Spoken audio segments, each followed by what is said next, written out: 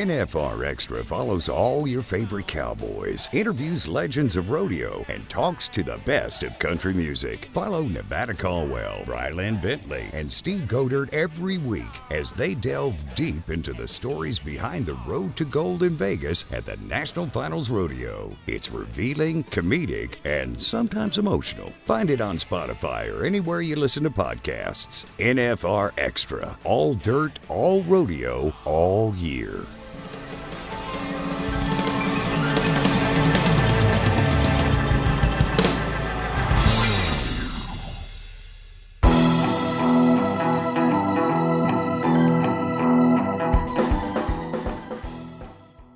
NFR Extra.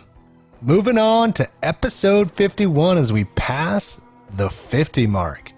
And that's not all we're doing. We're changing some things up here. We've added a new teammate with Brylan and I. And this is exciting. Good friend of ours has been connected to us for quite a while. For those that go to Cowboy Christmas, I've got to go to Wrangler Rodeo Arena. Let's say Junior World Finals, Junior NFR, or whatever it was we were doing in that arena about 6 years ago. The guy that you'd hear that voice up there, well, he's on the show now. And I want a nice big warm welcome to Mr. Steve Godert. Welcome, Steve. Too kind, Envy. You're too kind. Thanks, brother. Awesome to be on, man. Appreciate it. You're elevating us here a little bit by your street cred or your rodeo cred. So you do rodeos, you do ranching, you do auctioneer, got a little motorsports in there. Can you touch on your history of what you've been doing with that voice of yours? Yeah, that was, it's kind of been a long journey, fast moving train on a slow dream, as Cody Jenks would say. But I went in the Marines after high school, and I had kind of always wanted to do auctioneering. And kind of my main priority was auctioneering. And I was like, man, I got to become better at speaking. And I didn't really know the best way to do that. And so I started announcing rodeos. And that was back in like 2002 that I was pursuing that. And it's just been, like you said, it's been everything. It's been rodeos, it's been shodeos, it's been Feld Motorsports. It's been, whatever I feel that was something that I had interest in and something that I could pursue that would kind of help me get after my dreams or accomplish the goals that I had set, I'd do it. So, and that's, totally honored to be here on the NFR Extra podcast with you guys. So thanks for having me on. Brian and I have been kind of talking about this for a while, and it's just something we worked, and just the timing kind of worked out here, and don't need to kind of, I think, beat it up too much. I think the fans are going to find out, with you on this show, as we dive into these interviews, how much knowledge you have in this business. It'll show for itself, or they'll hear for themselves, right?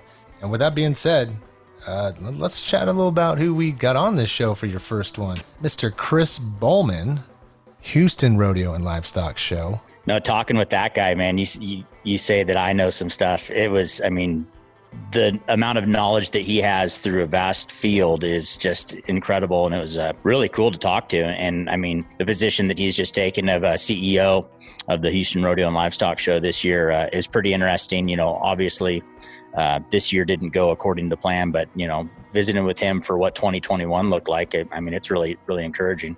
Yeah. And I forgot to add Dr. Boleman, right? From PhD. Yeah. That was, fascinating. Learned a lot there.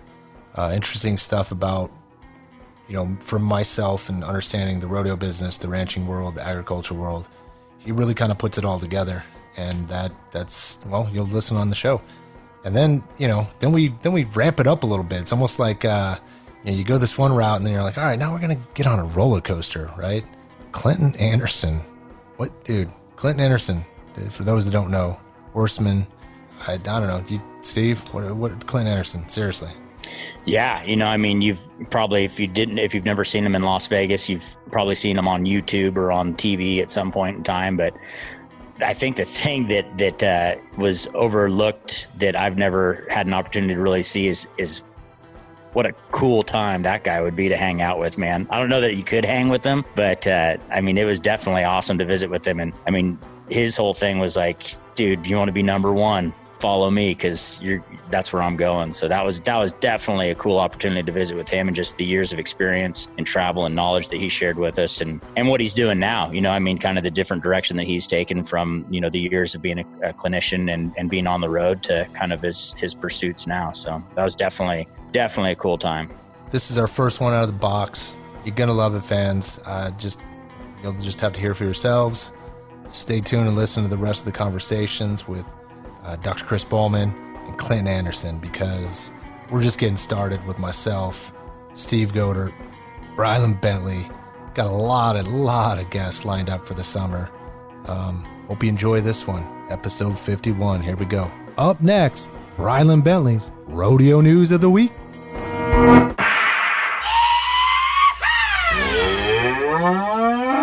This is Bryland's Bull, the Rodeo News of the Week. This week's Rodeo News of the Week, Pat Christensen takes a moment to talk with Cowboy Channel about the impact of COVID-19, Las Vegas, and the Wrangler National Finals Rodeo. Las Vegas is very important to professional rodeo. Professional rodeo is very important to Las Vegas. Since the mid-1980s, the Wrangler National Finals Rodeo every December has been a fixture in Las Vegas at the Thomas and Mack Center. This year, with everything that has happened with the COVID-19 pandemic, with the coronavirus, with all the events canceled, one of the questions everybody's asking, what's going to happen to the NFR? We cannot answer that question yet, but we can give you some thoughts. We're joined tonight on Pro Rodeo Tonight by Pat Christensen, the president of Las Vegas Events. Pat Christensen, the president of Las Vegas Events. Las Vegas opened up Thursday. How are things looking in Las Vegas? How are things looking in your hometown? Is it starting to feel like normal? Well, it feels good to be alive again. Yeah, I believe that. Las Vegas I saw a statistic, Pat, tell me if this is true, that in the month of April, total for the month, 106,000 visitors showed up in Las Vegas, total for the month. We get more than that on one day at Cowboy Christmas. Was that accurate? Yeah. Wow. Probably. I haven't heard that. Again, when you don't have one of our hotels open, they're all closed. Yeah. Yeah. The pictures behind you reflect Las Vegas's strong involvement, and ever since the mid-1980s, and you were there from the start in the Wrangler National Finals Rodeo, which has been so important to professional rodeo, but it's been so important to Las Vegas. Expand on that a little bit, please. Well, if you look back then for Las Vegas in the month of December, it filled a huge gap and created an event that has spurred the whole month of December. So those 10 days have grown from just a sold-out event at Thomas and Mack Center to 2 or 3 times as many people coming for all types of what we call the NFR experience. So the evolution of the partnership with the PRCA, with the contestants, has been a real special one for both. Pat, let me ask you the question that is on everybody's mind in the world of professional rodeo, and this situation has been so fluid, I don't know how much of an answer you can give, but what do you think about this year's National Finals Rodeo? Where are we with the Wrangler NFR for 2020? Well, I'm cautiously optimistic. There are a number of benefits we have, the National Finals Rodeo has.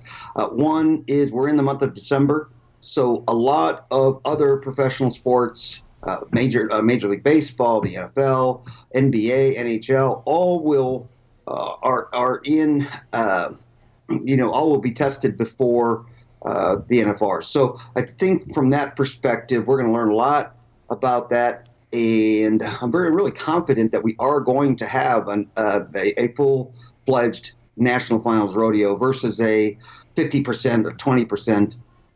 Really confident that we are going to have that. The other thing is we've got a group of 45 events and venues we put together that are preparing for the reopening of Las Vegas, and whatever guidelines we might have.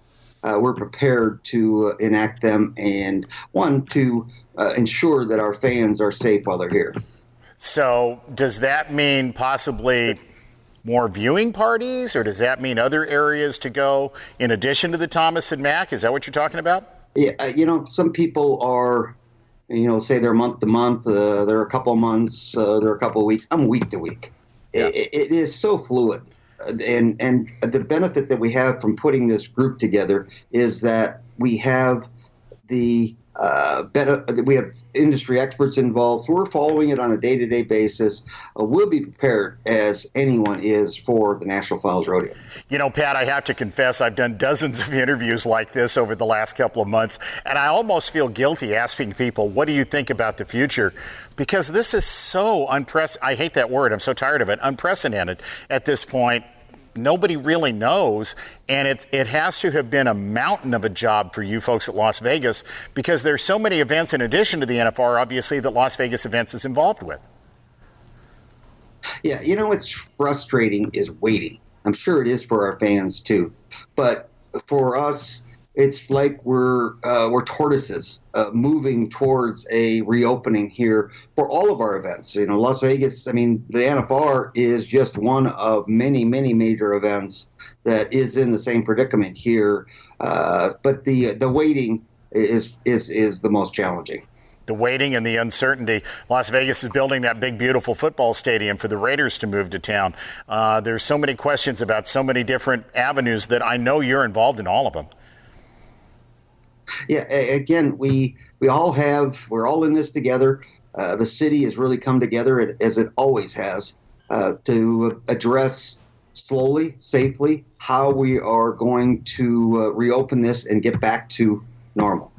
I think that's a great message, and Pat, I appreciate your time. Las Vegas Events has been such a great partner with the Professional Rodeo Cowboys Association and the Wrangler National Finals Rodeo. And you were, Pat, real quick, you were there at the beginning in Vegas in the 1980s. Yeah, my first rodeo was the National Finals Rodeo, 1985. Wow. I was an assistant director at Thomas and Mack Center. So yeah, it's again, it is. I obviously in this city there is. We do. We do hundreds of major events. There is none, and this isn't just me who's been there for a long time. The whole city. There isn't an event that is more special to this city than the National Finals Rodeo. Pat Christensen from Las Vegas Events. Thank you. You're welcome. 120 of the best cowboys and barrel racers rode into Las Vegas last December and left $10 million richer. The chase for 2020 has already begun, and all champions are hungry for gold. Be sure to follow your favorite cowboys, barrel racers, and local rodeos all season long. It all leads to one place, the Wrangler National Finals Rodeo. Learn more at NFRexperience.com. This is the NFR. This is Vegas. Hi, I'm world champion Jet Johnson, and this is NFR Extra. On today's show, we have Chris Boleman, the new president and CEO of the Houston Livestock Show and Rodeo. The Houston Rodeo has no peer. They average over 2 million fans a year. All the top contestants compete over 21 days, and it is easier to recite who has not performed in the massive 65,000-seat stadium. He joined the Houston Rodeo in 2017, where he managed the livestock show and horse shows, educational and commercial exhibits, donors, auctions, sponsorships, grants, and scholarships. There's not much that Chris hasn't done. He worked with 46 of the 108 volunteer committees. Pretty big job. I can only imagine how much bigger it is now. We're going to find out that and a whole lot more. Welcome to NFR Extra, Dr. Chris Boleman from Rodeo Houston. How you doing? I'm doing pretty good. Good to be with y'all. Well, thank you for joining us. This is our pleasure for sure. Yeah. What could you tell us a little bit about the history of Rodeo Houston Livestock Show and how that has grown into the extraordinary monster that it is now? Sure. Yeah. And so we started in 1932. The speech that I give all the time is that the most interesting part about the Houston Livestock Show and Rodeo is the first year it lost money. And so we actually, they had to kind of regroup and make a plan. But the whole thought behind it was a number of cattlemen in the Houston area said, you know what we've noticed in the early 1900s or you went in the 1930s is a lot of folks in the cattle market, there's a livestock show around it. At the time, that was Chicago, Denver, and Fort Worth. And so we should start one here.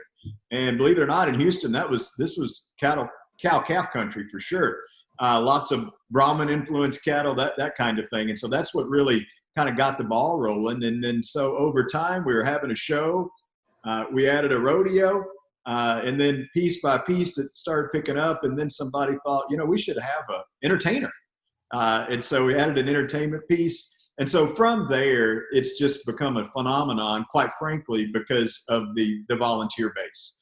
When we have 34,000 volunteers, of course, we didn't have that many back then, but when you have those passionate people, and they are so great to work with. You just, we have a staff volunteer relationship that's outstanding, and the work happens year round. And the 34,000 volunteers are really, to me, what takes it from good to great, so to speak. And so over time, it just kind of kept growing, right? We moved facilities, we've changed facilities. We had the Astrodome, now we're in the NRG Park in the center and the stadium. And no matter what we do, people become more engaged and people want to be a part of it. And so it's just grown and grown and grown. And to me, what's interesting today about the Houston Livestock Show and Rodeo, one significant kind of aha change, or as we go over time, is when we think about 1932 and going to the 40s and 50s and 60s, so many people were connected to agriculture. They were from a farm or a ranch, or had some sort of connection to a farm or ranch. And with today's world, particularly in urban Texas, a lot of folks just don't have that opportunity. So for us, our growth, as connected to our mission, is about promoting agriculture to an audience that may not be that familiar with it. And so we take that very seriously. Obviously, it's a destination. In addition to the volunteers, the other piece, and I'm getting long-winded because I get passionate about this, so sorry, Steve, is that our community is just so engaged. I mean, it truly is a community event. And seeing how the community responds to it, then you throw, as it grows, and you see this rodeo, this agriculture piece, and then you throw in educational programs and the scholarship piece and just everything happening around there and what we give. I mean, it's a giving organization. It's like all the stars align here at the Houston Livestock Show and Rodeo. So, I got a question on that. And you kind of touched on it a little bit. Can you break down the components, of the rodeo Houston, and kind of the hierarchy of it, right? Like just and how it contributes to the brand, because it's so well known. And yeah, sure. So the way I talk about it a lot, and before I moved into this position as CEO, as the chief mission officer, so I had everything in my world that was mission related. And so at the end of the day, what a lot of people don't realize is this is a nonprofit organization. It's not a for-profit. It is a mission-driven organization, like any nonprofit. And so our mission is to promote agriculture. That's the core part of the mission. That's how it starts, promoting agriculture. We do that through a livestock show, a horse show, a rodeo. We do that through educational pieces around the grounds as well, obviously. And so, but that's our core. And we do it through our mission through a 20-day experience. And so with that 20-day experience, we're promoting rodeo, we're promoting Western heritage, which is a big piece of it, right? Is that celebration of the Western heritage. And then it's our educational piece that we're going to give back at the end of the year. We're going to give back to the community in scholarships and grants and assistantships. And this year, even with the challenges we had this year, we surpassed $500 million, which again is exactly what our mission is about. $500 million in giving. That's pretty awesome. Wow. That's intense. So I wanted to ask you this when you're talking about the origin of Rodeo Houston, of the Livestock Show and Rodeo, about the livestock showing component of that. How many sales, how many auctions are held during that 20-day period for the Houston Livestock Show and Rodeo? Yeah, so you kind of have to split it up in different ways, because we have junior auctions. So we will have over 35,000 livestock entries in our show. So it's not only the largest rodeo in the world, it's the largest livestock show as well. And so we have a junior show, which most people, the 4-H and FFA kids come and participate. And a lot of people are familiar with that. From there, or as a part of that, we'll have a steer auction, a swine auction, a lamb and goat auction, and a poultry auction. And the reason I'm listing them so I can count them together, so I can give you the right answer, right? And we also have a wine auction at the first part of the show that's connected to our wine competition. And we also have an all breeds auction. The first part of our show, what a lot of people don't know, is it's open for producers. So they will bring bulls and heifers, replacement heifers in. So the first part of the show, we'll do that. A lot of our first week too, during our open part of the show, we have a number of what's the right word? A number of just breed association sales. So the Brahmin Association will have a sale and so forth. And then another piece is our school art piece. We have a school art auction for kids that do the school art project through the school. So it's hard to say the exact number because it changes year to year. But yeah, we have a lot of auctions. We have a ranching and wildlife auction. Just a lot of pieces there that all contribute to the educational programs piece of the show, which includes getting back to our exhibitors, obviously, as well. Wow. It's like the Super Bowl of livestock, right? I mean, that's in agriculture to me, as I can gather. Yeah, a lot of people describe it that way. And sure, yeah, it's we're so blessed in Texas. We have a number of major livestock shows, as you all know. And but yes, we're definitely proud of ours.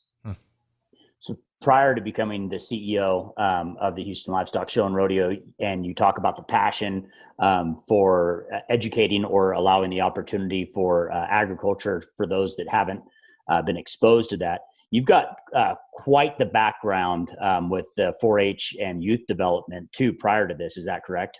Yes, sir. So sure. So before I came to the Houston Livestock Show and Rodeo, which was in 2017, from 2008 to 2017, I served as the Texas 4-H Youth Development Program Director, which is a part of the Texas A&M system. Worked as a professor there as well from 2003 forward. And so I grew up as a 4-H'er. I grew up in Brazos County, which is about 80 miles down the road, which is actually where Texas A&M University is. My dad was a beef cattle professor. My granddad on my mom's side was a swine professor. So you'll never guess what livestock projects we showed growing up, right? Yeah. We showed a lot of cattle and we showed a lot of swine. And so that's really what, in my opinion, having a family atmosphere of being at the barn and showing livestock and hauling hay and, all those things we do as a family certainly helped prepare me for where I am today. And yeah, there's no question running the 4-H Youth Development Program was one of the real highlights of my life.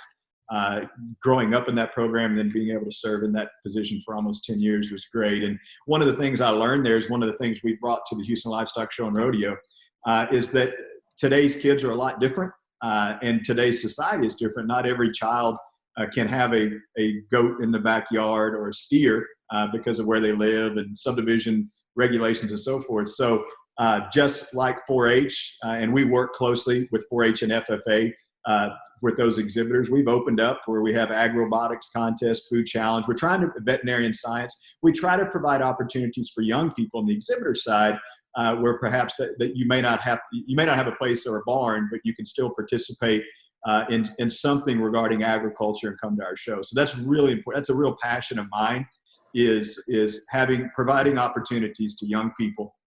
That's really kind of my background. I've always described myself as an opportunity architect for young people, and for that matter, for people. Now that I'm in this role, what kind of opportunities can we provide for folks to do what they want to do? In Texas, what the analogy I use is, how do we provide their Friday night lights? Oh, wow. So I got a weird analogy for you that's kind of allude into this question, right? So you were on a campus, obviously college. I was on the campus for 15 years, and one of the things I learned working a lot with the presidents was the college athletics is kind of the front doorstep to the schools, right? Just they would always say that for the marketing purposes of how they could brand those universities. Thinking of that, when I look at rodeo, when I think of everything that we're talking about here with livestock, agriculture, everything like that, it's almost like rodeo is kind of that as college athletics is to a university, the doorstep. But sometimes it seems like rodeo serves as that kind of marketing purpose to kind of introduce people to where you can back into agriculture or livestock and kind of get an understanding of that. How important has it been being a part of the PRCA with Rodeo Houston and now being back in the fold and shaking up the money dollars at the beginning of the season, which I love. I think it just has really created this nice blip on the right radar to start things out. How important is that? Yeah, so just to go back to the first part of your question, you're exactly right. We do see ourselves as a voice of agriculture. And over a 20-day time period, we're able to reach 2.4 million folks in a normal year, if there is such thing anymore. And so obviously this year is a little different, but definitely we see ourselves as that front door, a voice of agriculture, an opportunity to teach folks. One of the things we say a lot is how do we diversify what we're offering to bring people on the grounds? So roughly half of the 2.4 million are actually going to attend and go into the stadium, which means the other half don't. They're on the grounds. And so we're trying to provide them opportunities outside of the stadium that would be of interest to them as well. And so, and the reason I bring that up is because you're right. A lot of folks will come on site because maybe they're interested in the bull riding event, right? Or maybe they're interested in a specific entertainer, or they're interested in going to Fun on the Farm, or visiting, or eating a corn dog for that matter, which are pretty tasty. And so saying that, our job is while they're there to help them understand what our mission is really about and how we promote agriculture. And we think every year we watch what other people are doing, we get ideas, we think through that and try to come up with more creative ways to engage the audience in doing so. So back to the PRCA. It's so great to be back at PRCA, and certainly it's been great to get to know George and his leadership. We just feel like what the PRCA does and what we do, we're aligned on so many fronts, right? It's important for us to celebrate our rodeo athletes, and that includes the people and the animals, right? And so all that being said, we feel like we're sharing the same audience, and we have a unified voice of promoting the industry, and that's very important to us. Mm. Thank you for that answer. You bet. Are we doing okay? Fantastic. Okay, good. I don't want to brag, but I do have to say I was on a university platform as well for about 8 years, but that was just trying to get through community college myself. Got it. So that way I can relate to you guys too. Yeah, so some people take up residency there. We get it. Yeah. Felt good about it. Yeah, interesting, Steve, is universities are a plethora of business, and education, how they mix, and with education creates confidence, and it's such a way to grow business. And listen to Dr. Boleman talk. It's fantastic, and his passion. When you come across individuals like himself, the youth really benefit from that. So, are there extension opportunities for kids that you were talking about there? That like you get somebody from inner city that goes to the Houston Livestock Show and Rodeo, and they decide they want to do something, they want to get involved somehow and be a part of 4-H or FFA or whatever it may be. Are there extension opportunities for those kids that can't have an animal in their residence area? Do you guys provide some form of opportunity for kids to expand on that? Yeah, so our relationship was with the 4-H county extension agents and the ag science teachers. And so if a young person comes to our show and they have interest, what we try to do is promote them back to Texas 4-H, Texas FFA, so they can find their local club or chapter. And we've got days where we'll emphasize and have folks from certain school districts or schools come in and do some things. We try to connect them back to there, because really those agents and ag teachers are our front door, so to speak, to ensure that the kids are getting the proper education and they're doing the work that they need to be doing in order to come to our event and do something special. We also have a junior rodeo committee actually at the Houston Livestock Show and Rodeo. So we have local kids that we're bringing up in hopes that they'll join another committee. So that's a good front line for us too, to develop young leaders to be a part of our program. So those are kind of the two ways, I guess, we would the best way to address that. So we'll switch gears to current times. It's been brought up a couple of times, and obviously we're all living in this right now.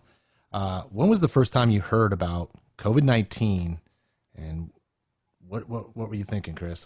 Sure. Yeah. The first time we were like anybody else. When you have a big event, you're watching the world to see what's going on, and I would say when we got back from the Christmas holiday, kind of 1st of January, it was on our radar. For some of us, it was on our radar a little bit anyway. But I guess when we came back 1st of January, we really started kind of watching what was going on. And it was at that point within the first couple of weeks where we engaged a number of folks within the Houston Medical Center. As you know, Houston is known for its medical center. We have a ton of expertise in our area, lots of great doctors and health professionals and experts at different universities and systems there. So we were able to engage some of our folks. We also had one of our vice presidents, which is one of our volunteers as an officer of the show, is a medical doctor. So we started sitting down and talking about things. There's no question about just kind of watching how things were going and what did this mean, and what we started talking pretty specifically about what's that going to look like here in 30 days or 60 days. So 1st of January. So, okay. So when you were in the middle of your rodeo, when you canceled, right? What were the challenges of doing this? Because man, that's a huge event, and I can't even wrap my mind around what you guys had to go through to do that. Sure, no, it was tough, and so by that point, by the time the show started, the 1st of March, I mean, there was no question. We were doing daily briefings. We were talking every day because we started. Obviously, the spread had started in the country, and so we started to see that, and so we were doing analysis daily.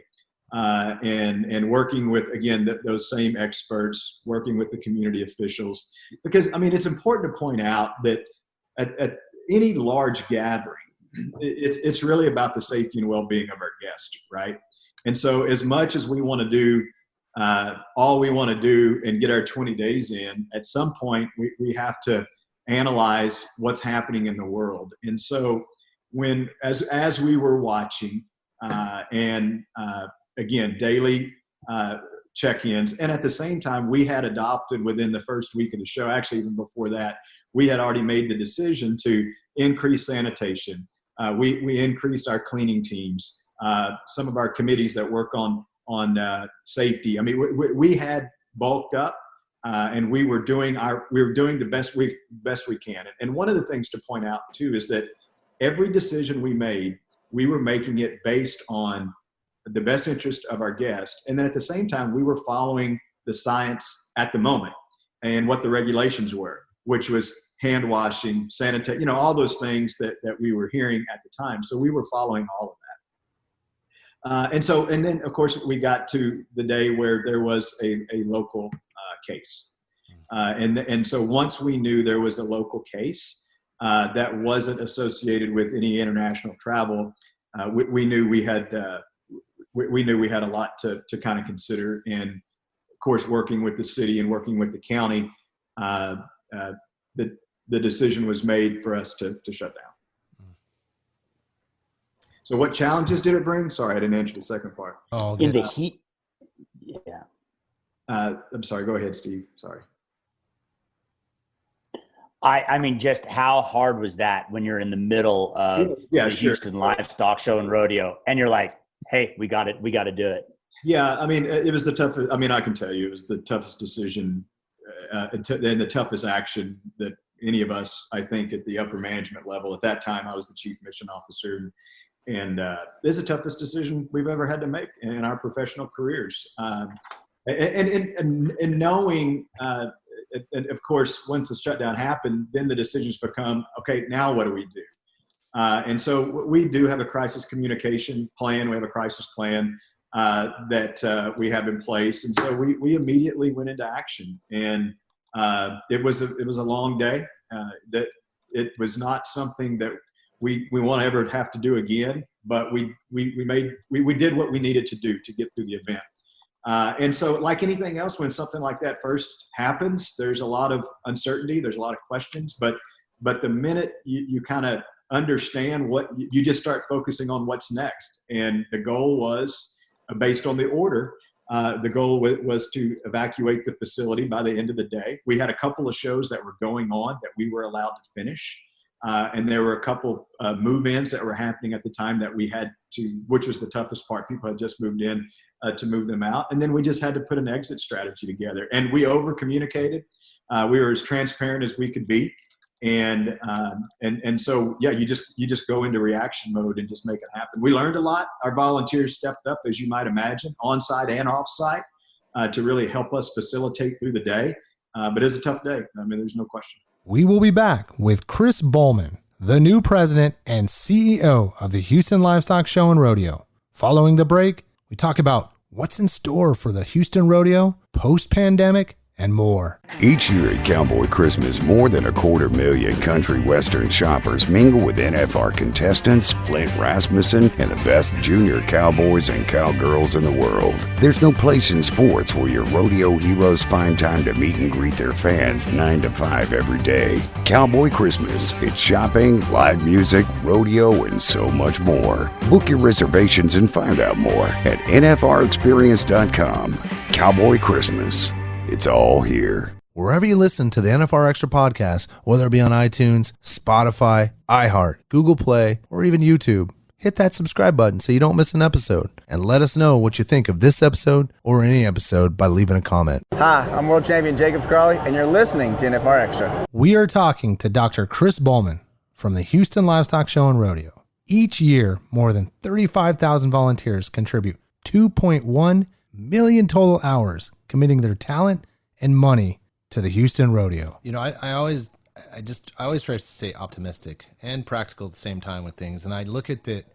There's so many discussions we've had on this podcast about this, right? And being very relevant at this time, because everything to us feels like being at the NFR right now when we do our media, because everyone's so focused, hyper focused on everything every day that you do something. So even like when we put this podcast out, people will want to kind of like listen to you and all these things. But there's also, it seems like a lot of opportunities coming, hopefully beyond this curve and getting out of this thing, where we've learned a lot about what we can do things better, right? Like just how we react to something or what we do for the business. So, I mean, like just hearing you talk about this, I think there's a lot of, well, I think it'll have you guys in a better place going forward. I'm just being an optimist, you know? Yeah, no, that's so. But the key hashtag optimism, right? That is exactly where we are. And as we start to focus on 2021, that's exactly where our heads are. Last night we had our first ever meetings, our board of directors meeting and our membership meeting virtually, right? I mean, those are the times we live in. We're doing this virtually.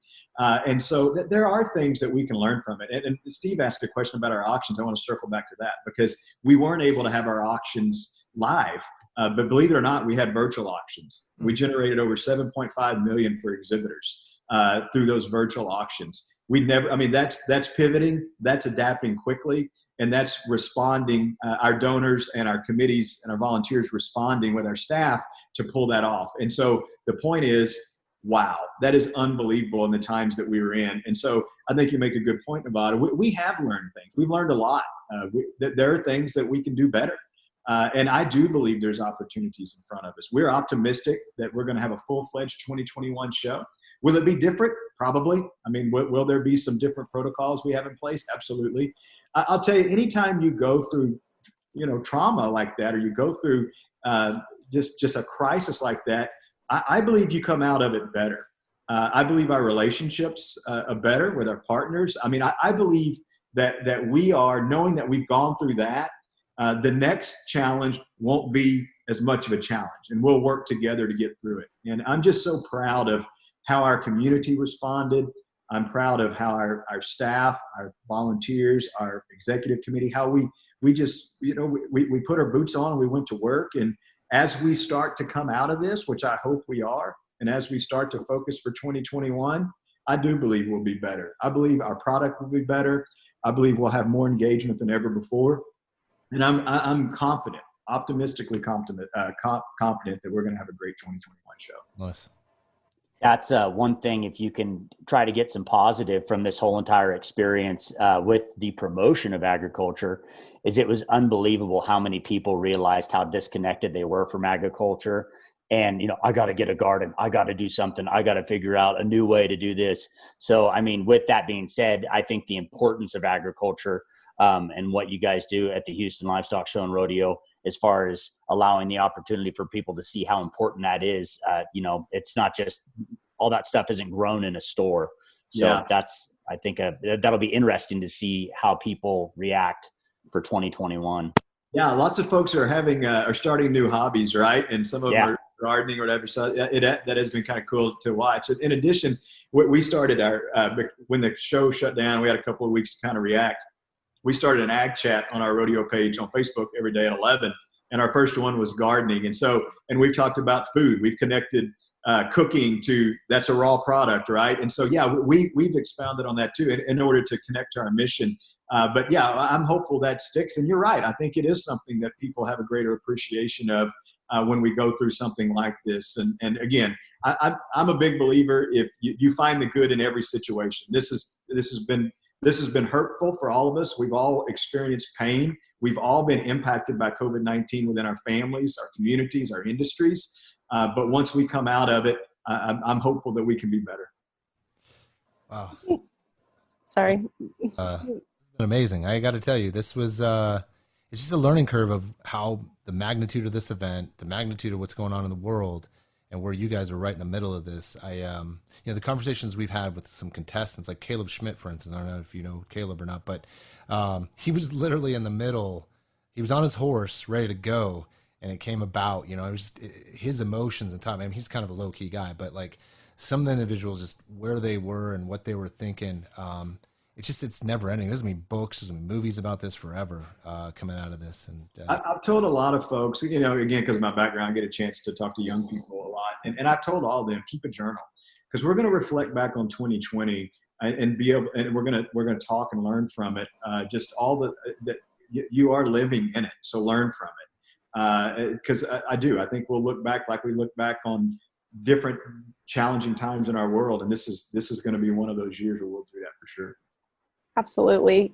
With being so involved in the youth organization, could you share a little more on your journey of becoming a doctor? I mean, the scholarship programs and so many of those things go into education, and you have a great one. I think that's important to share. Yeah, sure. So because I grew up showing and going to the Houston Livestock Show and Rodeo, we both, my two brothers and I both, between all the shows and raising livestock projects, showing at the county fair, we were able to save dollars and go to college, and so including receiving several different scholarships, as you might expect, and coming from a family of educators, as I just mentioned at the beginning, of my dad's background, my grandfather's background, education is very important to our family, and so going to Texas A&M. Well, I'll be honest with you. In my family, growing up in College Station, there wasn't any other choice. So knowing that, just setting that tone, we went to Texas A&M, and when I finished at A&M, I became a county agent, actually, and worked with 4-H kids in Bell County, Belton Temple Clean. Shout out to those to Bell County, and so got to be an educator there. Had the opportunity to come back to school at A&M, which is where I met my wife in grad school, and so. Because of that, education is very important to us. And we're big believers in you can create your own future if you're willing to learn. And that's just kind of where I am, and so I started as an animal science major, a traditional kind of livestock animal science guy. And then my doctorate is in ag ed, because what became more important to me over time is the philosophy of agriculture education and how we use education as a tool to better ourselves. And so from a social point of view versus more of a scientific view in animal science. So that's where I got. I tell our team all the time that, the day you decide not to move your learning line is the day that you're probably not going to be as good as what you were. And so we're lifelong learners. All these examples we've talked about here are all things that we can learn from. And that's just kind of the way we approach the day. So to me, it's perfect because my personal passions align so much with our organizational mission and purpose. And so when you see those things happen, I think that's where the magic happens for individuals that are looking to find themselves in their careers. So we filled our questions, but I got some still just while we got your time. So it's always interesting how people fall into positions, right? Some people, they've since they were a kid, they've looked at to want to do this. Like if it's a pro athlete, they've always wanted to be, riding at the NFR, right? Or something like that. How did you see yourself? I mean, this whole Rodeo Houston thing, how did you see this down the road, or did this just kind of part of an evolution process for your career? Is that, how did you remember when you're asked when you're young in your career, where do you want to be in 5 years? And you look back on that after the 5 years, you kind of giggle, right? And so I'll tell you, when I graduated high school, I wanted to be a college professor. That's just what my goal was. That's what my granddad was, what my dad was. I knew that business. That's what I wanted to be. And so then I got to be that. And so you're like, okay, well, and it was great. It was really good. And so, but then you start seeing, at least for me, and I know everybody's different. I started seeing working with students and graduate students in that role, I started asking myself, where could I have a bigger impact? And you know, as we grow as human beings, where do you feel like you can influence more lives in a positive way? And so when the 4-H program position came open, and I thought, man, Texas 4-H, 600,000 kids in the program, 30,000 volunteers, 60,000 club members. I'm like, man, that would be awesome. And so I went into that position knowing that working with young people is something I've been passionate about as well. And I loved it. It was great. And then I thought, well, I'm never going to leave this job. I love this job. And then, and so then I got a call, as most of you, if you know me at all, you know that Joel Cowley and I, the previous president and CEO, are really good friends. He's a mentor to me. And Joel, I've known Joel since I was 15 when he came to A&M as a graduate student, actually. And so he called and said, hey, would you be interested in doing this? And I got to thinking, wow, so I'm doing this now. I can go here in an urban community, and we were talking about how to promote the mission and agriculture and how important that is to me. And I'm thinking, man, what a logical next step. So I got into that job. I'm like, man, this is awesome. And so it just goes from there, right? And so when I got the call and it was offered this position, it just seemed right. Like I said a second ago, it just seemed to align with what I want to do and what I want to be about, and just couldn't be more pleased to be in it. For me, I guess if you ask me, what do they all have in common, right? Well, to me, they all have education in common. There's an educational piece. It's a different piece. I used to write grants to the Houston Livestock Show and Rodeo when I was running 4-H and when I was a professor at A&M. And so now I'm on the other side of that. But the other thing that I feel like is important, and what I'm really passionate about as well, is I love volunteer organizations. I love it when people come together because they have the same interest. And the thing is, it's personal to them, because with volunteers, they're doing it out of the goodness of their heart. And so it's really, to me, it's that alignment of focus. And so for us at our show, we have volunteers that are passionate about agriculture. We have volunteers that are passionate about Western heritage. They're passionate about the Houston community, and they're passionate about education and scholarships. And so we try to find where those fits are within their bucket based on their interest. And then, as I like to say, that's where the magic happens. That's where we take it to a different level. And so I don't know. I'm asked about career advice all the time. I just remember what my grandfather told me a long time ago. If you can go to work every day and leave every day and it didn't seem like work, you're probably in the right job. Mm. And so for me, I've been very fortunate in my career, every position along the way, I have felt like this is where I'm supposed to be. And doesn't mean there's not challenges, as you all know, but it's just what I enjoy doing. Yeah, that's good. What do you see the trend for 4-H? Do you see it kind of steady or inclining or declining as far as new members, existing members? Just as, like you said, this is kind of a different time that we live in general, but also kids seem so disconnected from that. But I mean, you said 600,000, I think, on a state level. Like, that's a fairly tremendous amount of kids in an organization. But yeah. In the Texas 4-H program, it was kind of classified as two categories. One is outreach and working with schools and after school programs, and then the club member piece as well. And so both those numbers are very important, and both of them, by the way, lead the nation. And FFA's in the same boat, I think, in terms of leading the nation. Texas FFA, I should say.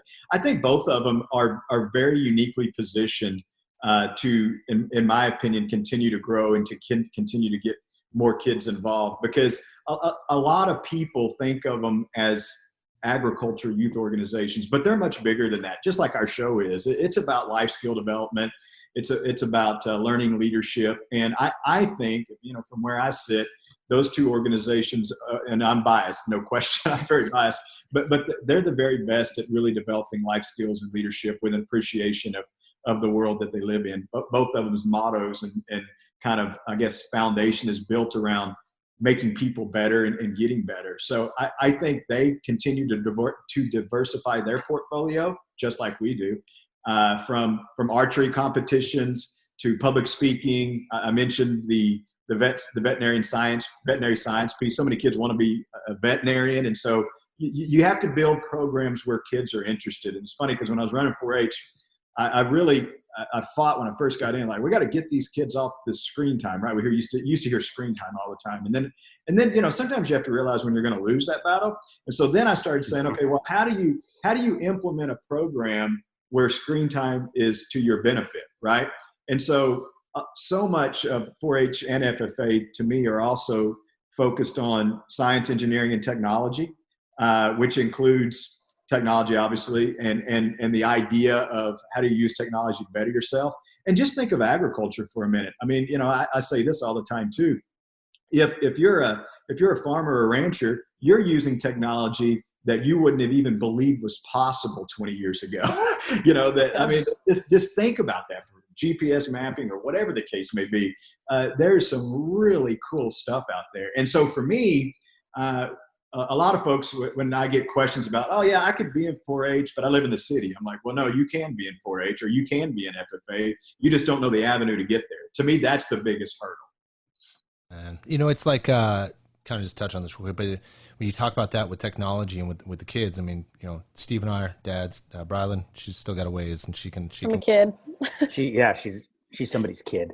Yep. I still claim the kid logo. That is me. I personally absolutely loved every bit of being a part of 4-H and FFA. I mean, one of our favorite programs was, you'd get on your computer and you'd actually track every part of your project from the start of it to the middle of it, what your goal was at the end. And you had to set up those projects that way. And that was the one thing that really changed probably in my high school years, is implementing the technology in those status ways to learn to use it the correct way. Yeah, just the power of record keeping, and a lot of folks don't do that anymore. But yeah, I mean, or that's what they struggle with. And the other struggle for a lot of kids is just how to put your time together. I mean, to me, that's the real struggle in life. I mean, I'll just tell you, is this work-life family balance, and how do you prioritize? How do you do that? And I think both those organizations prepare you well for that. Yeah, no doubt. All right, well, this has been awesome, Chris. I got one more question. One more question. Growing up showing cattle, what was your breed that you would defer to, or did you have a family breed that was like, hey man, we're Hereford guys or Angus or whatever it was? So a good question. So we raised Brahman influenced cattle. That's what we raised here. We raised some Brahman, Brangus, those kinds of things. We were pretty much, though, I mean, we would show some of our own, but we were just trying to find the best projects that we could find. And so I don't know. I mean, I spent a lot of time judging shows over my career. I don't do that as much anymore. But, good cattle are good cattle. So any breed for me is a good breed. They all have their unique characteristics. And so, I don't know that. I mean, that's what we grew up showing, but we actually showed a little bit of everything. Thank you, Dr. Boleman. This has been fascinating. Good. But yeah, thank you for coming on the show. Clearly, this has been a great time. Steve, anything? Brylan? Houston Livestock Show and Rodeo has a great future. Yeah, they do. Awesome. Finally, I just want to thank everybody at the Houston Livestock Show and Rodeo.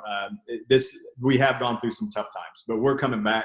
We're going to have a great 2021. We want everybody to be healthy. We want everybody to be safe out there, continue to follow all the protocols that are in place. I want to thank you guys for all you do. At the end of the day, we're all in this together in terms of promoting agriculture and celebrating what we do. So doing great work. Thank you all very much. Thank you very much, Chris. Absolutely. Thank you. Thank you, Dr. Boleman. To celebrate the 35th anniversary of the National Finals Rodeo in Las Vegas, LVE and PRCA present the top 35 most memorable moments. The 1986 National Finals Rodeo didn't start with a bang for steer wrestler Steve Duhon. The popular Cajun cowboy didn't sniff a check in the first 4 rounds, but thunder would shake the Thomas & Mack Center in round number 5. Duhon has not had a good finals. Duhon backed in the box on the horse Jeff and Gary Green called Jimmy. And with Jeff on the hazing side, Duhon made history. 3 seconds later, Duhon had won the round, set a new NFR steer wrestling record, and found the momentum he needed to win his first world championship. They ever let him have a check? Watch out, Las Vegas, and for the next 5 rounds, watch out. In fact, Duhon would win 3 steer wrestling world titles in a 4-year stretch. And he was also the 1987 and 1993 NFR average champion. Duhon played football at Louisiana State University, but he proved to be an even bigger tiger at the Thomas & Mack. He was inducted into the Pro Rodeo Hall of Fame in 2003.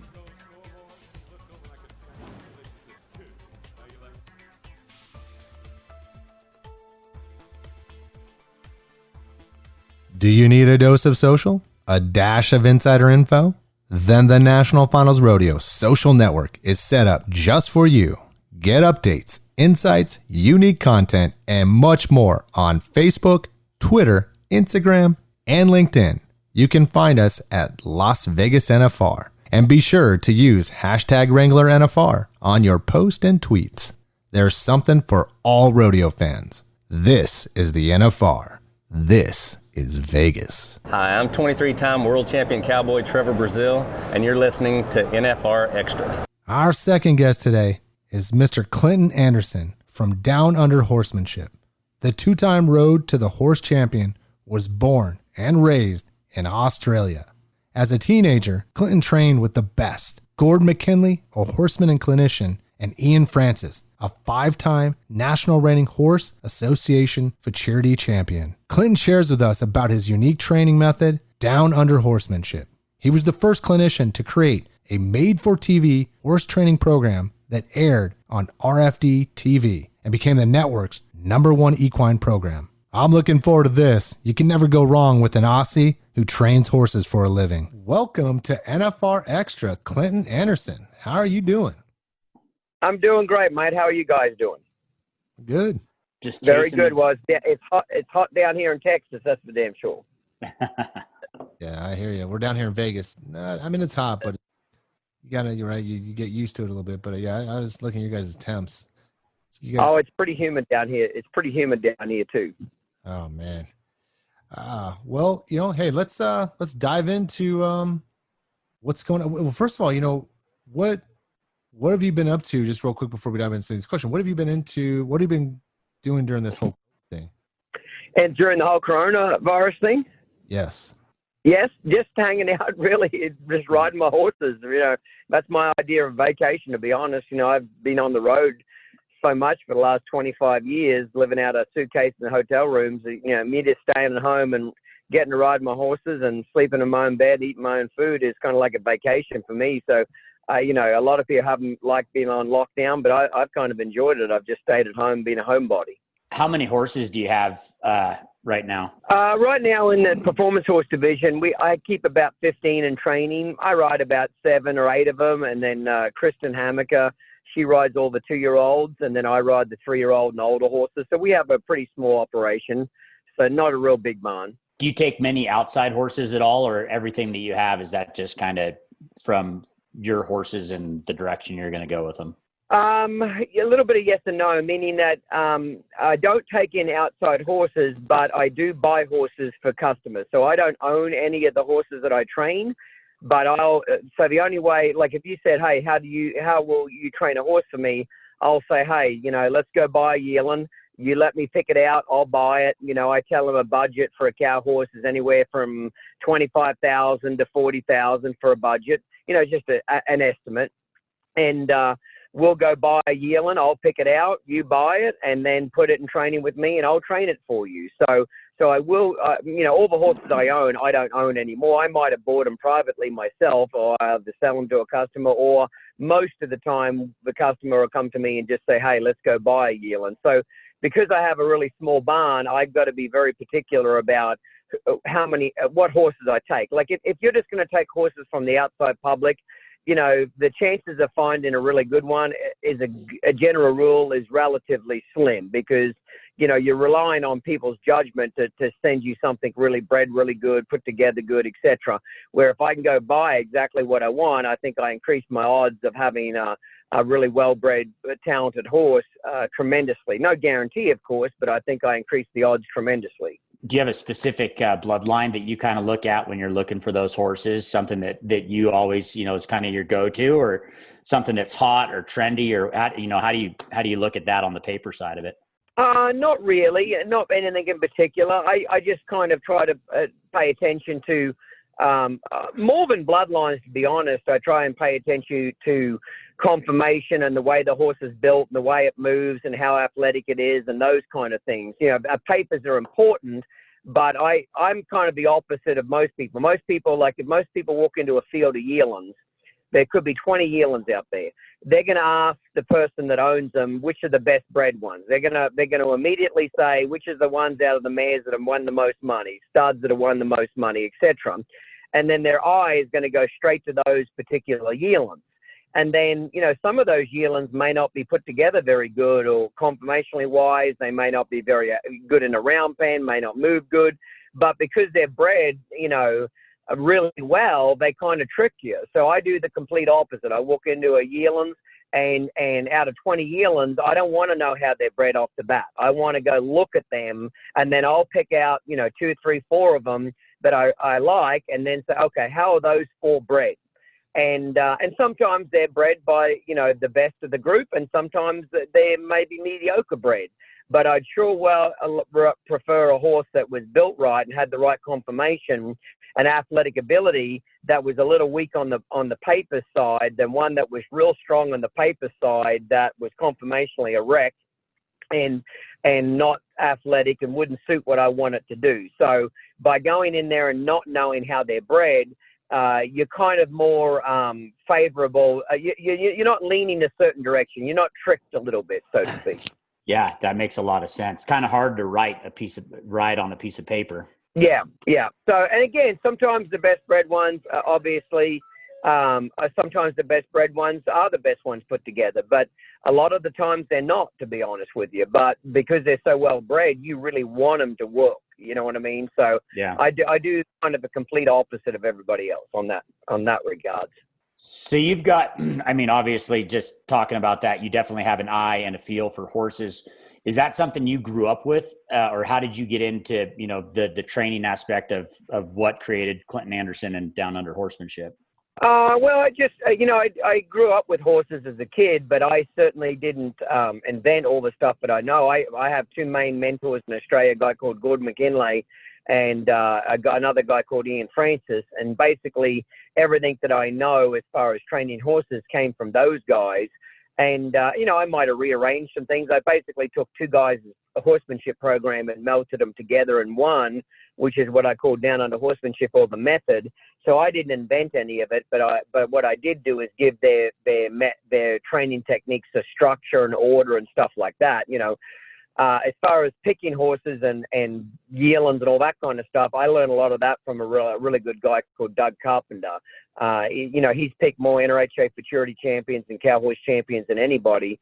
And so he taught me a lot about conformation and picking horses and how to do it and buying them and all that kind of stuff. So that's where I learned all that from. Hey, Clinton, how did Al Dunning fit into this coming to the States, and where does he fit into your story? Al was one of the first horse trainers I worked for. And when I first came to America in like 1995, I worked for Al for about 4 or 5 months. And I enjoyed it. And then I went back to Australia. So he was, and then I went back to Australia for about a year and then came back permanently from then on.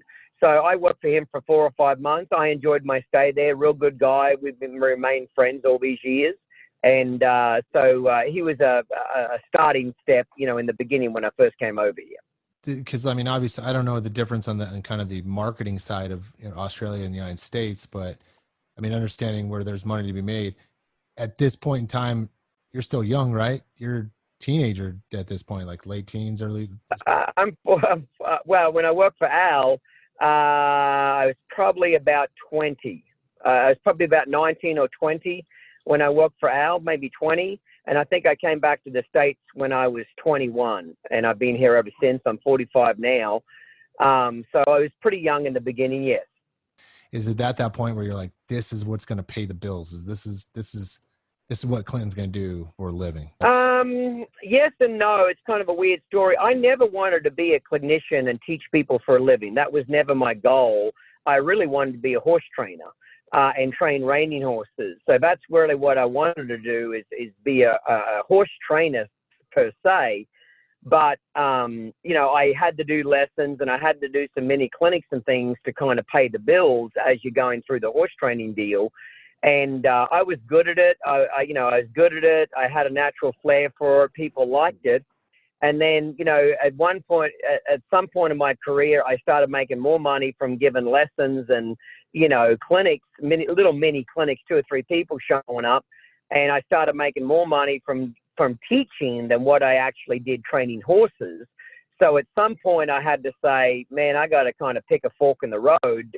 Do I go and do what I really want to do that really doesn't make that much money, or do I go where the money is, which was in the teaching and the clinician side of it? So really, to be honest, went and did the teaching. I had no desire to go do this as a full-time living. What I wanted to do is just go do teaching for 2 or 3 years, save up some money, have enough money to buy 2 or 3 performance horses of my own, and then go out and train them and go back to showing again. But I kind of got on this treadmill for about 20 something years that once I got on it, I got so big I couldn't get off it. So in the last 18 months, I basically retired from Downunder Horsemanship. I still keep the business going, and I still do 4 tours a year where about 1,000, 1,200 people show up. And I teach for 2 days, but they're the only public events I do. I do 4 2-day tours where people come in and watch for 2 days. So I don't do any other clinics, that kind of stuff. So now I pretty much do the performance horses full time. But when I say full time, it's on a small scale. Like I said, we only keep about 15 horses in training.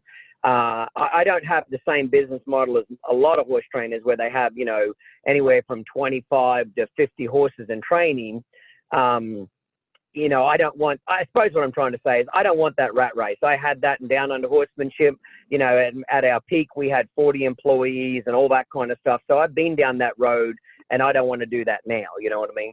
Well, it sounds like when you do that, all of a sudden now you're becoming this business person, and you're not getting to do what you really want to do, right? Like just that takes away from that, which it sounds like. Yeah, it's just very stressful. It already took away from me. I like I said, when I started Down Under, I didn't want to be a clinician. I was good at it. I had a natural talent for it. I had the gift of the gab, etc. And people liked what I did. So I kind of fell into it. I didn't want to do it. So I went where the money was. So I never, I'm not ashamed to say it. I did it for the money. You know what I mean? I could sit here and bullshit you guys and tell them I did it for the love of the horse, but that'd be all a crock of shit. I did it for the money. I was good at it. Just like anybody has a career. You may not like your career, but you got to pay the bills. You got to put food on the table. So that's what I did. But in my heart, I really wanted to be a horse trainer. What's funny now is, 20-something years later, now that I'm theoretically a horse trainer again, I'm sure as hell glad I didn't take that path because there's no money in that industry. Yeah. When you were going and blowing and like full steam ahead with the Downunder Horsemanship, how many days and how many clinics would you be on the road and doing a year? About the first 10 years, I did on average about 45 weekend clinics a year. So I'd fly out on a Thursday night and then do a Friday, Saturday, Sunday clinic and fly home on Sunday and then do it again the next weekend. So about the first 10 years, I lived on the road for about 45 weekends a year. The other weekends that I wasn't on the road, I was filming DVDs or TV shows or filming during the week. So it was pretty hectic. I wouldn't want to go do it. Put it this way. If I would have known how hard the clinician route was going to be, I wouldn't have maybe picked it. But I was young enough and stupid enough to really not know the Mount Everest mountain I was about to climb, but I had no idea how big the damn thing was. Jeez. Yeah. That's so essentially all year long. You were going all year long. You're a slave. You're a carny. Yeah. That's what there's a lot of young guys that want to get in the clinician business and they see me and see the money I've made and so forth, and they think it's easy. And what they don't understand is to be successful, a lot of people thought that it was just getting on RFTV. If I just get on TV like Clinton, I can make it like Clinton. And what they don't realize is, the TV at the time was important, but you have to be a carny. You got to be Joe Dirt. You got to live on the road. If you're not willing to live on the road and build a fan base and basically get your hands dirty, this thing's not going to work. So a lot of guys that tried to do what I did thought that they could do it by just marketing alone or advertising, but you can't avoid being a carny. Now, I'm not a carny anymore because I built that business for 20 years, but to be successful, you have to live on the road because ultimately this is a people business. That's crazy, man. Yeah, that's everybody wants your position until they figure out what it takes to play your part, and then it's like, oh, absolutely. You know, and that's why I've been divorced twice. I'm 45. I've been divorced twice. I have no children. You pay a price for that. Who wants to be married to somebody they never see? You know what I mean? Who wants to have kids and their dad's never home? You get my drift? So yeah, that, I live well now, but you know, I paid a price for it. Make no mistake. You know, I had one guy walk up to me. I was at the American Rodeo there probably 4 or 5 years ago, and I'd had a little bit to drink, and this guy was pretty plastered. And I went up to the bar to get a drink for a couple of buddies of mine, and this guy is pretty plastered. And he walks up to me, and he says, "You're Clinton Anderson." I said, "Yeah," and he kind of pokes me in the chest, and he says, "You're one lucky son of a bitch." And I said, "Oh, really?" And he said, "Yeah, there's other people that can do what you can do, and they're better than you, and you're not that good." And I looked at him and I said, "Yeah, you're right. There's actually a lot of people a lot better than me." But what they weren't prepared to do is they weren't prepared to work as hard as me. They weren't prepared to take as many chances as me. They weren't prepared to live on the road like I did. So if you think I got luck, you can shove that luck right up your ass. You know what I mean? Yeah. And I hadn't been in a fist fight in a long time as a kid, but I had just enough to drink where I had my wits about me. And I thought to myself, if I get in a fist fight with this guy right here, there'll be 1 million cell phones out and 1 million videos all over the internet. I'm going to lose sponsors. And I said, you know what? I'm just going to walk away from this drunk and let this be. But it got under my skin when he said, "You're one lucky son of a bitch." If what I did was luck, you can take luck and stick it up your ass. Man, that 100%. Clint, I want to add to that because, you know, you hear when I'm going to give you kind of like an analogy when you talk about guys like Steph Curry, these champions in NBA, and they look at them, they're all having a good time when they're in competition. But the stories that they don't hear about is a guy like Steph Curry before and after games or on his off time, he's actually he's in the gym for 3-4 hours, thousands of shots all over the place to get that repetition and that hard work. And the one thing that we don't somehow put talent to, and I think you're alluding to this right now, is the consistency of the hard work that you put into it. It's just hard work is talent. You know, we're talking to Chris Cox earlier and talk about the Road to the Horse competition. How was that for you? You know, obviously here you're chiming through, you get into the new millennium. You had your Downunder Horsemanship. How was that 03 and 05 championship? What did that do for your career as far as the marketing of what you do? I mean, clearly it helped, but I mean, can you expand a little more with what the impact that was? And not that you were lucky, but that you worked hard and won. Yeah. I do that in just a second, but I want to add something there. My mentor, Ian Francis, he has a little saying that I have at the bottom of all my emails. He says, if you want something bad enough, you'll find a way. If you don't, you'll find an excuse. And I live by that. And the other quote that he says is, Ian Francis says, the harder I walk, the luckier I seem to get. You know what I mean? So that kind of goes with the last one. But as far as Road to the Horse goes, you know, it was good for marketing, but it certainly didn't define my career or was a major part of it. Like I'll give you an example. Dan James, he's a good mate of mine and a really good, talented horseman, another Aussie guy, very talented horseman, good guy, extremely good hand with a horse, etc. I have a lot of respect for him. Well, I was at the Road to the Horse the first year he won it. I can't remember what year it was. And somebody walked up to me and said, "Man, that Aussie guy, Dan, he did a really good job. He's really good." And I said, "Yes, he's awesome." And this guy said to me, he said, "Are you worried about him being your competition?" And I looked at him and said, "Nope." I said, "It takes a lot more than winning one Road to the Horse to be Clinton Anderson." And I don't mean to be an arrogant prick about it, but that was the truth. It takes a lot more than just winning one event to build a career. That was just one. Look at Road to the Horse like one tiny brick on a wall of about 1,000 bricks. That's in perspective. That's kind of what Road to the Horse was. It's one brick in a wall of 1,000 bricks. So Dan James is an extremely talented individual, but I'm sure if you asked him, you know, did Road to the Horse change his entire career? And I'll bet money he'll say no. It was it helps, but there's a lot more that goes into it to being a clinician and a successful one for a long time than winning one event. Doesn't matter what event it is, really, to be honest. Yeah, that's crazy. And you look at how many times they've had Road to the Horse, and it's not like a new superstar pops up after every time. Let's take a break with Clinton Anderson from Downunder Horsemanship. And when we return, problem horses, hard work is talent, and more. In 2020, more than 7,000 kids will compete for the coveted 750 spots at the Junior World Finals in Las Vegas, presented by Yeti. Each qualifier will go head-to-head for more than $500,000 and a championship buckle in the biggest rodeo youth event in the country. This could be the first stop on the road to a pro rodeo card and a gold buckle in Vegas.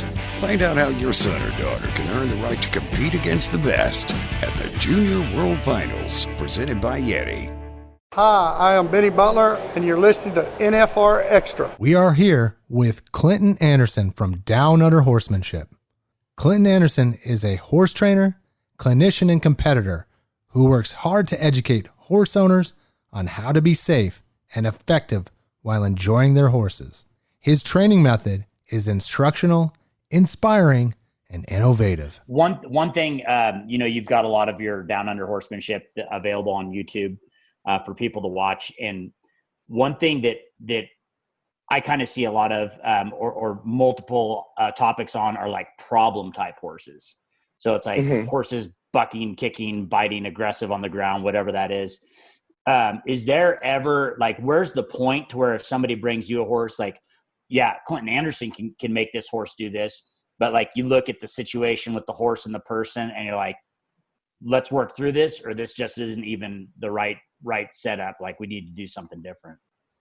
You mean to film it, or just for me to help somebody? Just for you. Yeah, just for you helping somebody. Like, with somebody comes up like, hey, I've got this horse, and it's one of those problem horses, and you can get by on that horse. But when is the point where you look at a situation, and I mean, you got to be honest with a person, like, hey, this horse might not be right for you or whatever. Like, yeah, I've always been like that. In Australia, I used to be a professional horse trainer. And when I came to America, in essence, I became a professional people trainer. Okay. And so I mainly taught people to try to fix their own horses. So once I got to America, I didn't do a lot of training of problem horses per se myself. I might have filmed with them and demonstrated with them. I did tons of that type of stuff. But as far as somebody sending us a horse, we used to have a thing at the ranch called an Academy Horse Program, where when I was training a lot of apprentices, people could send their horse to the ranch for 6 weeks training. And a third of the horses would be green broke colts. A third of them never had a saddle on their back. And a third of them were horses like you just described, where they're extremely problematic horses. They'd been through 4 or 5 horse trainers. And if we didn't fix them, they either became pasture ornaments or they had to be put down. So we got a third of those horses. So the majority of the time, I'd say 90% of the time, with the method and me overseeing it, we could fix those real bad problem horses. Probably about 10% of the time, I would just call the owner and say, listen, we can fix this horse. I can fix this horse. But it's not if he's going to revert back to doing the bad behavior he did. It's just when. It might take 30 days. It might take 6 months. It might take a year. But unless you're prepared to have a really high maintenance situation here where you have to work with this horse 6-7 days a week, he is going to revert. Every problem is always somewhat fixable, but the question is how much maintenance does it take to fix that, to keep that problem from coming back? So I kind of say it's like an axe murderer. Once they get a taste for blood, once a horse has bucked somebody off 4 or 5 times and they've got away with it 4 or 5 times, it's not a game anymore. They're very conscious about what they're doing. They know when you're right about hour 3 in the trail ride and your guard's down and you're relaxed and they stick it up your ass, you can't hardly fix that because it's premeditated. The horse that just starts bucking because he's fresh or the saddle's too tight or something's wrong, that's what I call an honest problem horse. But the ones that are what I call premeditated, where they know they shouldn't be doing it, they know they won't get away with it with a horseman that they respect, but they'll just wait to that non-real good leader or non-good horseman is got their guard down, and then they stick it to him. You can't hardly fix that horse because that horse knows the taste of blood, so to speak. He knows how to get away with it. He knows he's calculated. And because that horse may never do it with me for the next 10 years, but sure as hell, I'll sell him, not sell him, but he'll go to somebody that's inexperienced, and it's not if he's going to go back and do it, it's just when. So a lot of the 10% of the horses that I would just call and tell the owners, I don't think it's worth the money putting into it. And then I'd let them make the call. If they still wanted to go on with the horse, I'd say, sure, no problem at all. I'd make them put it in writing that I've been honest with them, upfront with them. I'd make them sign a little contract that says, I've been forthcoming, told you the pros and cons. You've still chose to go along with it. It's your business. You know what I mean? But so if I don't think the horse can at least, my goal was if you couldn't sell the horse the day you got it home from me and at least get what money you spent with me back out of it, it was a waste of time training. Yeah, if you got 10 grand in training and the second you get the horse home, you can barely get 5 grand for it, that's stupid. That's upside down. Hey, Clint, I got a question for you. So I have a weird mixed dog at home, right? And this is kind of, and I'll transfer real quick over to this, but big dog, half German Shepherd, half pocket pit. He's a weird looking dude, 90 pounds, love him.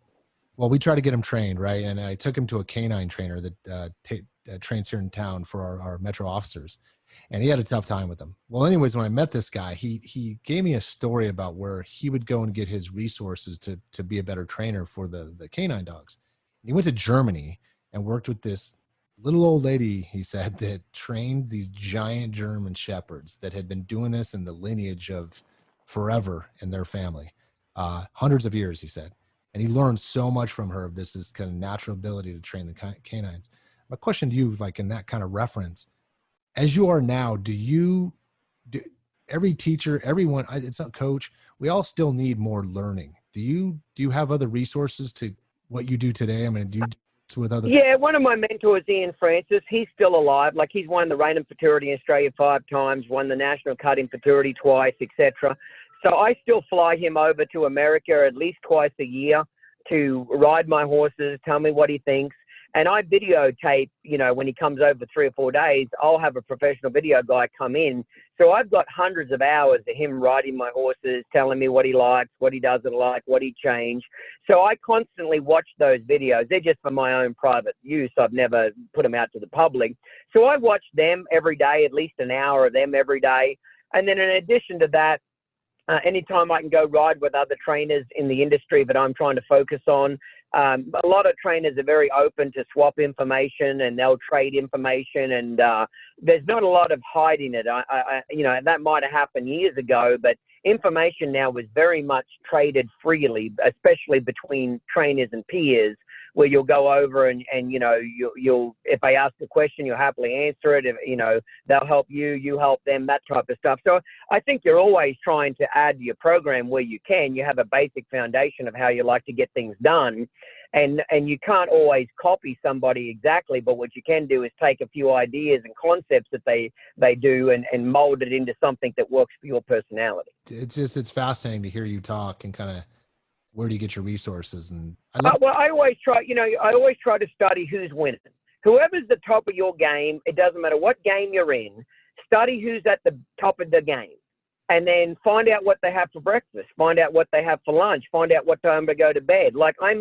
You study the competition to know what they are, okay? That's when you're first learning an industry. Does that make sense? And Ian Francis always says this, like in Australia, when you go to a horse show, they have what they call a secretary's box, where let's say you win the event, you go up to the secretary's box at the end of the horse show and she'll give you a check for your win.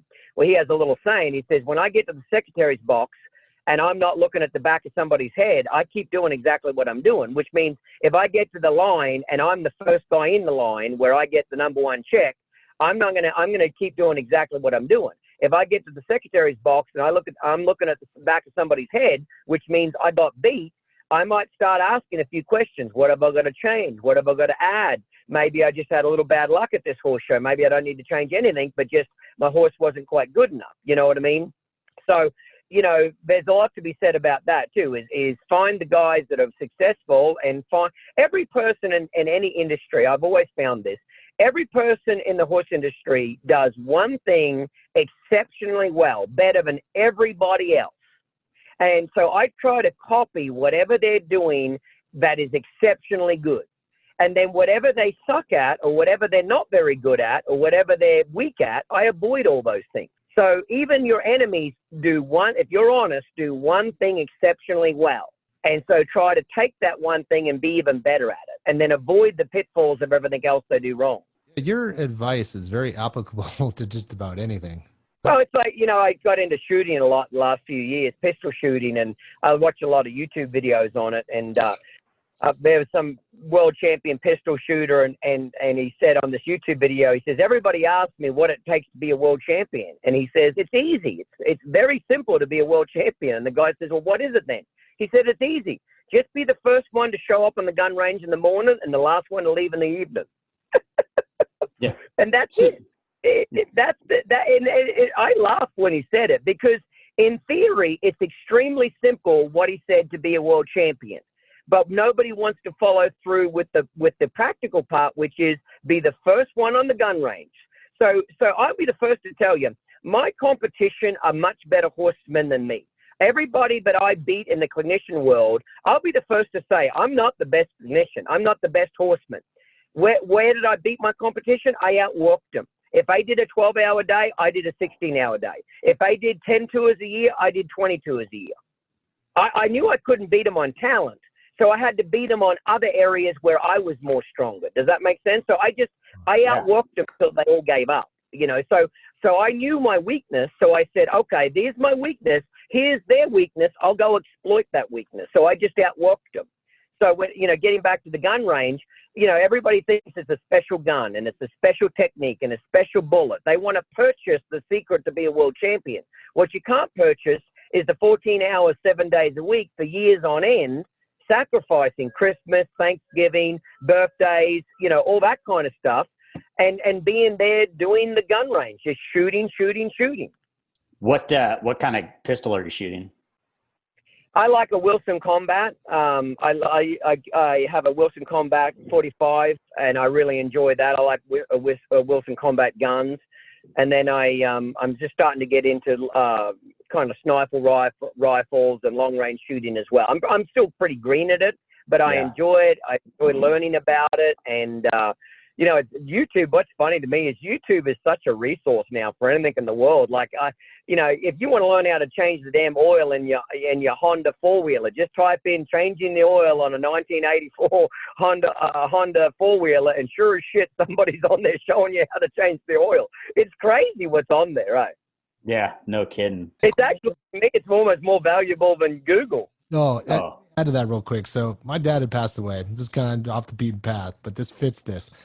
He had an old 81 Honda Civic, basically, and it was the ones that came from Japan. This is when Honda first came here, and I was working on it after he'd passed away to change out the alternator, right? And I jump on YouTube, and the guy that was showing the schematic wasn't fitting. It was like, man, the alternator's not there. Well, then there was another video where the guy was like, oh, by the way, there was two different Hondas, one built in the States and the other one built in Japan.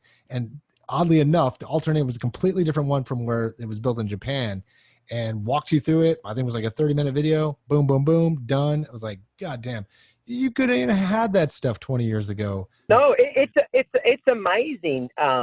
What you can learn. My partner, Kristen, she was the one that put me onto it. She's a lot younger than me. I'm 45, she's 30. And when I met her 4 years ago, she was the one that taught me about, you know, as far as, you know, I always knew about YouTube and so forth, but I had no idea, like, YouTube is literally for anything. If you typed in how to brush your teeth, YouTube's got it. I mean, anything you could imagine is on there. You know, we have over 300 training videos on there as well.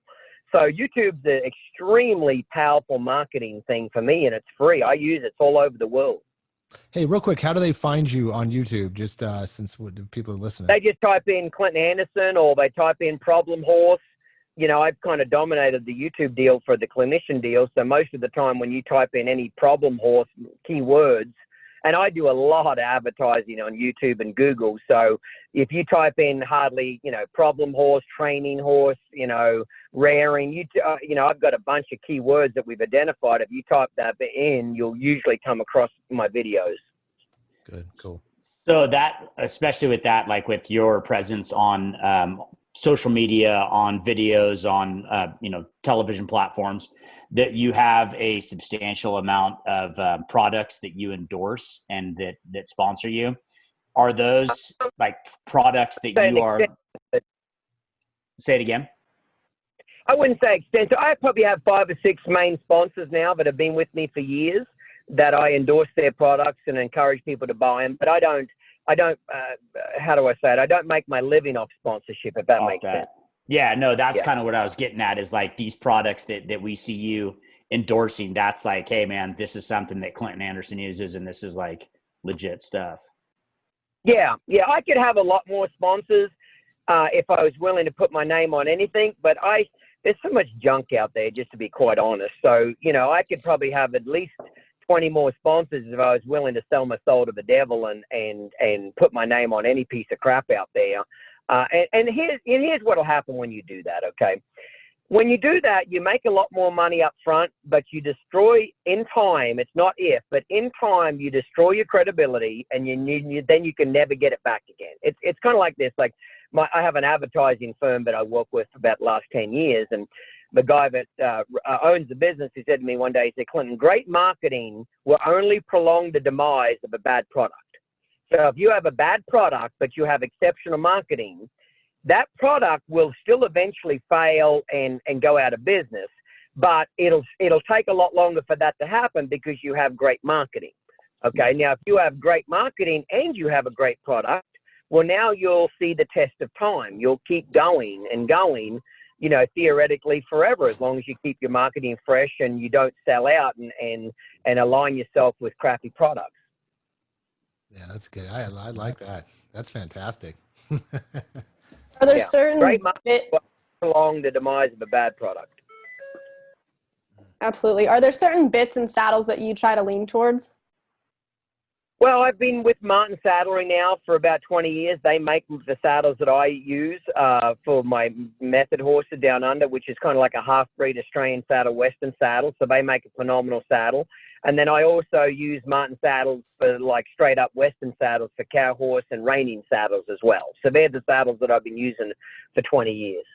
Here's a question, because you seem to have things mapped out or kind of evolve with the times. What's in the future for you? Like, what are some goals, plans that you kind of have laid out or have been thinking about as you keep going forward here? My goal is, my first goal, to be honest, is kind of to enjoy the second half of my life. You know what I mean? I kind of figured this out. In life, I think you have two choices in life. You either party the first half of your life, so drugs, sex, and rock and roll till you're about 45, 50, and enjoy the first half. And then when you get to about 45, 50, you realize you got no money, you're absolutely broke, you have no savings, you have no retirement, and you will literally have to work to the day you drop dead. You will not be able to stop working to the day you drop over dead. Or you do the opposite, which is what I did, is you work your ass off for the first half of your life, which is not a lot of fun. It's 14-hour days, 6-7 days a week. You sacrifice a lot. You save your money. And then hopefully when you get to 45, 50, you can somewhat retire and then, screw off the second half of your life and enjoy it. So my first goal, to be honest with you, is to maybe enjoy the next 25 years a hell of a lot more than what I did the first 25. So that's my first goal, is to not do the excessive hours that I did to building down under. And then the second goal is I just want to enjoy my performance horses and be competitive. I train reining horses and cow horses, and this is only my second year of doing it as a full-time living. It doesn't make any money as a business model. It's a terrible business model. It's funny, for 20 years, I kind of resented a little bit of down under. I resented it because I really wanted to be a horse trainer and compete. And it's funny, in the last year and a half since I've been a horse trainer and I've financially broken out this division as its own set of financials, and now I'm like, holy shit, I'm sure as hell glad I wasn't a horse trainer for the last 20 years, because I'm not saying you can't make a living, but that's all you're doing is barely making a living training horses. So I do it now for fun. Does that make sense? I don't ride 15 horses a day. I ride between 7 and 9 horses a day, which is plenty. I want to have the weekends off and enjoy what I'm doing. So I may not be as competitive as I'd maybe like to be, but I also know I'm old enough now and got enough bloody noses on the playground to figure this out. If you want to be number one at anything, I don't give a rat's ass what it is, any sport you name, okay, if you want to be number one, it has to consume you. It has to be your entire life. You got to wake up thinking about it. You got to go to bed thinking about it. You got to put it in front of family, friends, weekends, public holidays. Like it's got to consume you, and when something consumes you that much, there's other parts of your life that just erode. Let's just be honest. Like I said, I've been married twice. I have no kids. You know, I paid a price for that building down under. So now that I kind of know that there's an edge to the cliff, I'm not willing to go do that again with my performance horses. I want to be competitive and I want to enjoy it, but I'm not going to do it for 14 hours a day, 6 days a week, and let it consume me like I did down under, because I don't want to get burnt out doing the horses. I enjoy it. It's fun for me. And I want to be doing this 30 years from now. And the quickest way to get burnt out doing something is do it for 14 hours a day, 7 days a week for about a decade, and you'll hate it. Jeez. It's a long way to the top if you want to rock and roll, right? Yeah, but it doesn't matter what you want to do. It has to consume you. So now that I'm a little older and wiser, I realize that now. So now I'm just happy with being, you know, I'd like to be competitive. I'm, you know, sure, I'd like to win like everybody else, but I'm not going to go to the extremes that you have to do to be extremely competitive, because to do that, it's literally got to run your life. You know, you've got to have 30, 40 horses in training. You've got to have 3 or 4 assistants.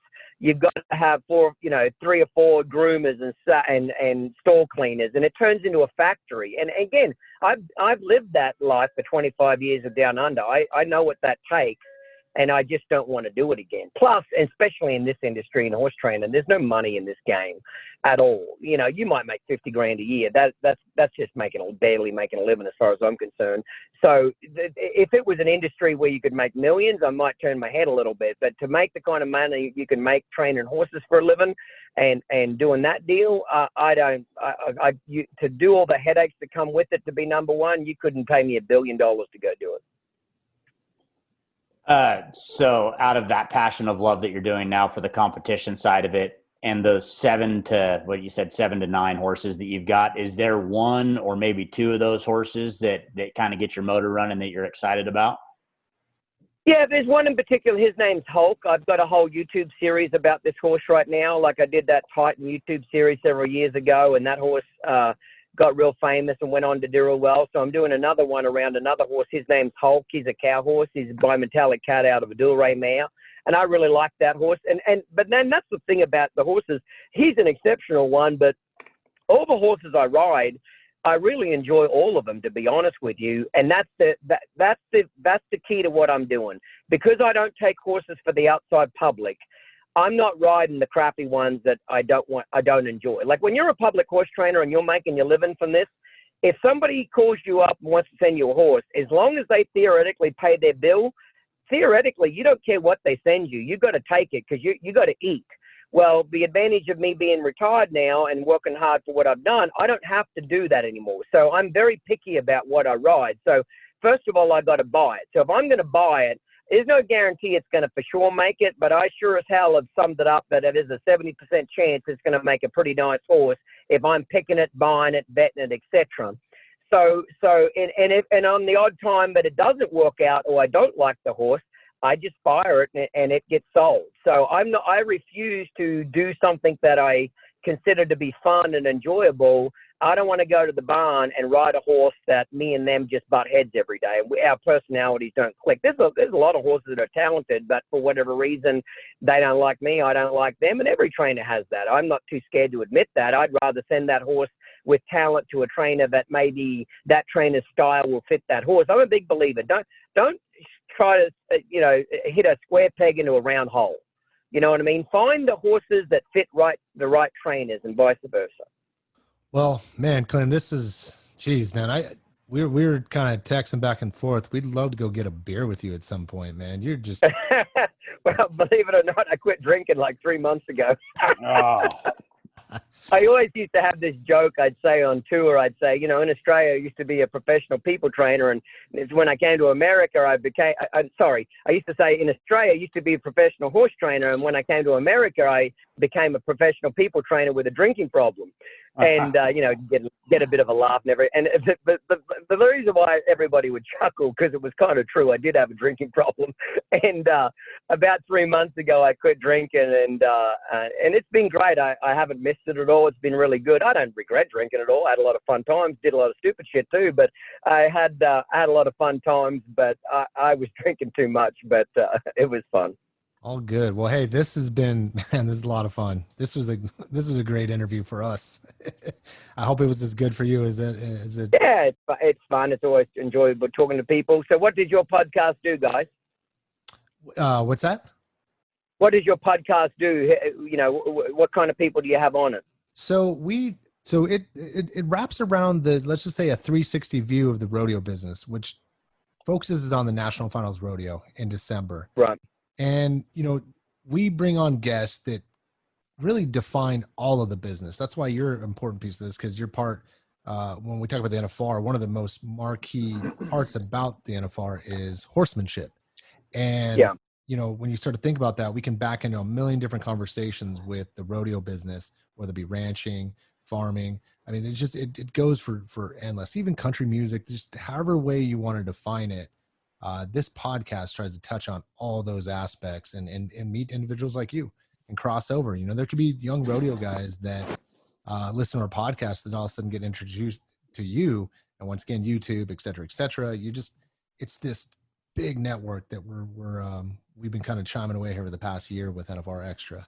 And and you're definitely one of them. I mean, we've had some interesting people on here, and you've been added to Well, congratulations then. I wish you guys the best with your podcast. And I've been to the NFR several times. It's a great rodeo and great show. And I hope it continues this year with the coronavirus getting put to bed. Hopefully everybody's lives will get back to normal. Yeah, I agree. Well, thank you for coming on. Steve, Brian, you guys got anything for Clinton? I'm good, buddy. Yeah, that was awesome, man. Appreciate you. Okay, no worries, guys. Cheers to you both. And I hope you guys have a great second half of the year.